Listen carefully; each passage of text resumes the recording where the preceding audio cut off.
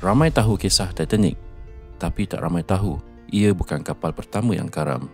Sebenarnya, Titanic ada dua kapal adik-beradik, Olympic dan Britannic. Ketiga-tiganya dibina oleh syarikat sama, White Star Line, dengan reka bentuk hampir serupa. Tapi, nasib mereka berbeza. Olympic pernah berlanggar dengan kapal perang HMS Hawke, manakala Britannic tenggelam semasa Perang Dunia Pertama selepas terkena periuk api di Lautan Aegean.